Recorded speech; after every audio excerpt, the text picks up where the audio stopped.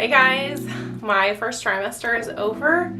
I am 15 weeks pregnant. The hard parts of this pregnancy have felt really long, but it definitely feels like it's flying by. And yeah, with 3 kids already, I'm just barely able to just even pay attention to being pregnant. We are back in Florida, back in our house, which I'm super excited to be home. It was really nice to be in Vermont and see family, but yeah, definitely happy to be home. I honestly don't even know how big baby is this week. Probably like, I think last week we were like an orange, like a navel orange. So, Clementine, I don't know, just, you know, somewhere around there. I have not felt baby move yet. I mean, I feel like maybe I could have, but also could have been gas. It's one of those where like you definitely aren't feeling it from the outside, but there's definitely feelings on the inside, and it feels almost the same as like a gas bubble moving through. So yeah, I don't think I felt baby yet. I had my meeting with my midwife down here. So I am excited to be settled in with my midwife. I really like her, and very expensive. I have never been self-pay before without insurance for a birth, and it's very expensive to do a home birth. I'm sure much more expensive to go to the hospital, but yeah, I've never spent like more than, I mean, I think my last one was like $1,500. I think Charlie, my firstborn, was in the hospital, and it was a bit more. It was like maybe $5,000. Then Noah was maybe like, I think like $4,000, and then this last one I had federal employee insurance for Jack. So it was like $1,500 or $1,600, and now this one I'm self-pay. So I just wrote a check for $7,600. I do have a health share, and I just found out that they are going to reimburse me $1,500. I have a very high, it's not a deductible, it's an initial unshareable amount, IUA. I'm just learning about all this, but anyway, so very expensive. I even contemplated doing like an unassisted, what is it called? Like self-birthing, I don't know. But yeah, I couldn't quite bring myself to do it. I don't feel like I'm going to want the midwife to do anything for me during my birth except for like check baby's heart rate, make sure baby's safe, and be there to recognize if there's an issue. So planning a home birth. Again, I did a hospital birth for my first, and then I've done 2 home births here in this house. One of them was like in the big birthing tub that the midwives give you. The next one was in my tub, and we didn't get enough water in it before Jack came out and I caught him. So it was in the tub, but it wasn't a water birth. This one I'm planning to try to replicate everything I did for Jack, which was my last birth, because it was like a 3-hour birth, and I did the Bradley method of childbirth, and it was like so manageable, and I just laid still and relaxed during my contractions, which I never thought I'd be able to do.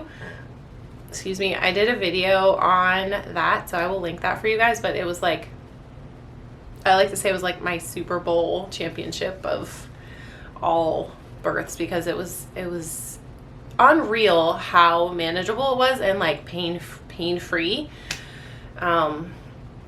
Just approaching it with the Bradley method and thinking about the contractions as a muscle doing work, and then like getting all the other muscles out of the way so they're perfectly relaxed so that your uterus can do the work it needs to do. Yeah, I never thought I'd be able to lay still for a labor, but I did, and it was amazing. So I will link that for you guys if you want to check that out. The Bradley method. So yeah, symptoms I've been dealing with this pregnancy. Let's see, last pregnancy I had a lot of heartburn the whole pregnancy, and I haven't had that, knock on wood. I also had a lot of like flank pain on the last pregnancy, which could have been kidney, could have been gallbladder, I don't know what it was. And I do have a little bit of that going on. It could have been muscular, I don't know, but like much more manageable this time around. I'm also eating a lot healthier, I think, than I did last pregnancy. So maybe that's helping.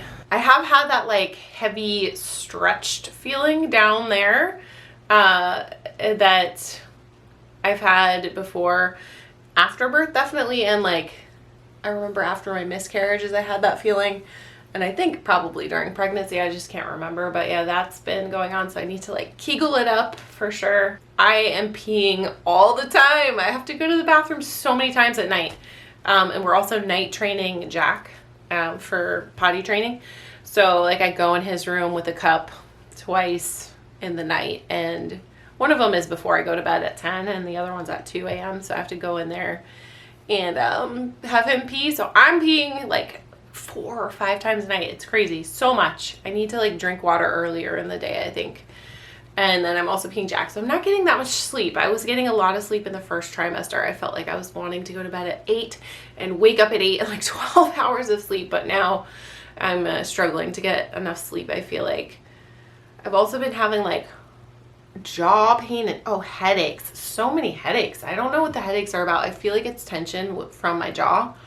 And I'm not sure how pregnancy related it is. But I know they say you can take acetaminophen. I don't want to take anything while I'm pregnant, so I'm trying to treat it with like trying to relax my muscles and drinking more water and all of that. So I've definitely had more headaches than I've had in a while with this pregnancy. My food aversions and like smell aversions have pretty much gone away. I still have some days where I just feel awful, but I feel like they're lessening like more and more as I get further along in this. I am hungry a lot, and I feel like if I don't eat too much, I do really well. Like the other night, it was movie night, and I had all the sweets with the boys, and I literally thought I was gonna puke. I didn't, but I felt so awful. So I think if I can just eat healthy and not too much at once, I'm really doing well with like not feeling really yucky inside. I am taking Femdophilus, which is like a probiotic specifically meant for like vaginal health, because I had GBS for my last pregnancy, which is like a bacteria that can,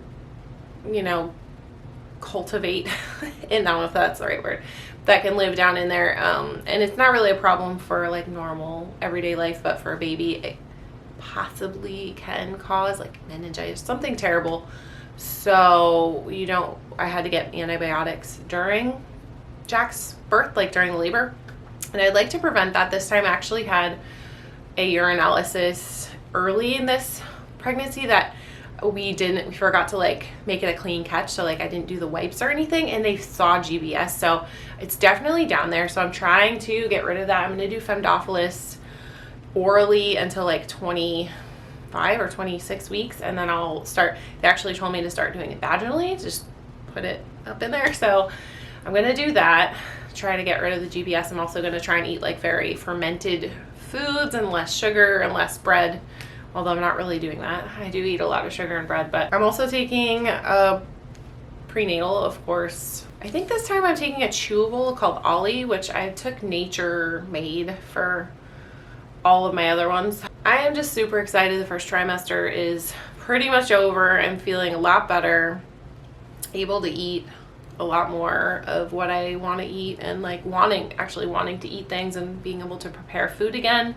I definitely feel by the end of the day that my belly is kind of big and like in the way, and I almost like I get winded really easily. So I think I need to like work out more, go for more walks, do more yoga. I'm definitely feeling like a lack of prioritizing that. So I don't want to say I don't have time, because I definitely have time. I'm just not, it's hard to prioritize that in my mind when there's so much other stuff around me that needs to be done. Like the other day I laid out my yoga mat. I started doing yoga, and there's like a basket of laundry right here, and there's like our whole owner's closet full of stuff that we still need to unpack from renting this house out.